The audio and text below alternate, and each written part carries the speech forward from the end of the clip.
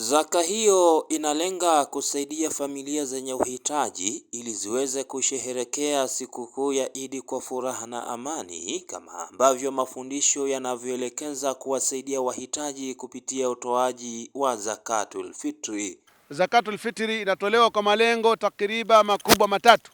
Lengo la kwanza ni kumshukuru Allah Subhanahu wa Ta'ala kwa ajili ya kukamilisha mwezi mtukufu wa Ramadhani, na lengo la pili ni msaada kwa maskini na mafukara, na lengo la tatu ni kwa ajili ya kutakasa saumu kwa wale wafungaji. Tumuombe Allah Subhanahu wa Ta'ala ili atukubalie saumu zetu na atukubalie sadaka zetu na zaka zetu. Leo alhamdulillah tumegawa Zakatul Fitri kwa wanufaika takriban 1400.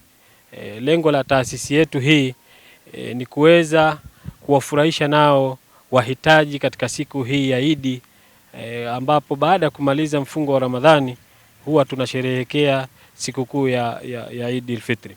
Tukio la ugawaji wa zaka hiyo limefanyika katika kijiji cha Manga, likihusisha uwepo wa Shekhe wa mkoa wa Singida, Shekhe Isa Nasor, ambaye hapa anatoa ujumbe kwa Waislamu. Nichukue fursa hii adhim kuwaomba wadau mbalimbali, taasisi mbalimbali, mashirika mbalimbali kuiga mfano huu ambao kwamba ndugu zetu hawa direct wamefanya jambo hili katika uwanja huu wa shule ya Arafa, katika kuwasaidia makundi mbalimbali. Na lillahi alhamdu, tunashukuru kwamba wamepata Zakatul Fitr kwa ajili ya kushiriki watu wote katika furaha ya Idi. Allah tabaraka wa taala pale atakapokuwa ni mwenye kujalia.